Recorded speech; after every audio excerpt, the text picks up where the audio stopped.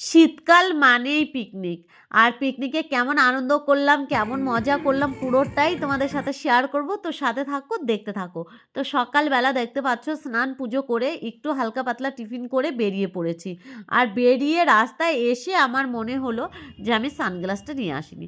আর শীতকাল মানেই তো সানগ্লাস না হলেও হয়, কিন্তু পিকনিকে যাব একটু ছবি তুলবো না সেটা কেমন হয়? তখন চলে আসলাম ছবি অপটিকালে আর এখান থেকে নিয়ে নেব সানগ্লাস।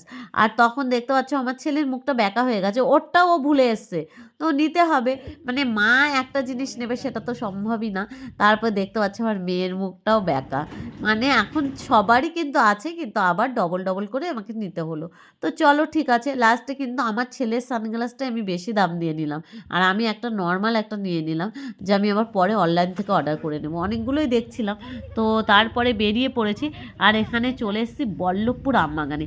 আর এখানে এসে দেখতে পাচ্ছি চারিদিকেই পিকনিক। আমি বুঝতে পারছিলাম না ১ম এ যে আমরা পিকনিক কোথায় করছি। তারপরে এসে জিজ্ঞাসা করে দেখলাম এখানে আমার পিকনিক। আর আমাদের এখানে ছিল হলো লুচি, আলুর তরকারি ছিল, তরকারি শেষ। আর মিষ্টি ছিল আমাদের টিফিনে। তো লাস্টে যা ছিল তাই নিয়েই বসে পড়লাম খেতে। আর খাওয়া-দাওয়া করে তারপরে চলে এসেছি সাইডে। এত সুন্দর মানে কি বলবো, জমিতে কপি হয়ে রয়েছে এখানে। সব বাঁধাকপি, ফুলকপি, তারপরে শস্য ক্ষেত। মানে শীতের সময় মানে শস্য ক্ষেতের ছবি তোলা বুঝতেই পারছো, একটা আলাদা আনন্দ।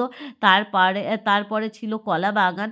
ওখানে আমরা একটু রিলস করলাম। তারপরে চলে এসে এখন খাচ্ছি কফি।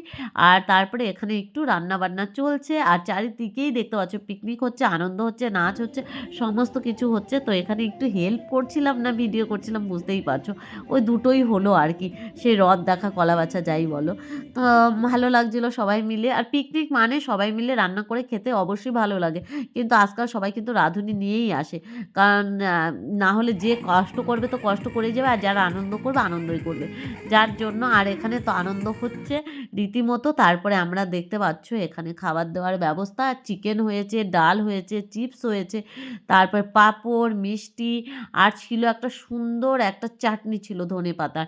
আর এখানে দেখতে পাচ্ছ চিকেনগুলো সব আলাদা, আলাদা করে বেটে রেখেছে যাতে কারো কম না পড়ে আর দিতেও সুবিধা হয়। বাচ্চারা সব খাচ্ছে। লাস্টে তারপর আমরাও বসে পড়লাম। আমাকেও খাবার পরিবেশন করছে। তো ব্লগটা কেমন লাগলো অবশ্যই কমেন্টস করো। আর আমার ফোনের চার্জও শেষ, তাই আর পরে কোনো ব্লগ করতে পারিনি। তো আজকের মতো টাটা। দেখা হচ্ছে নেক্সট ব্লগে। ভালো থেকো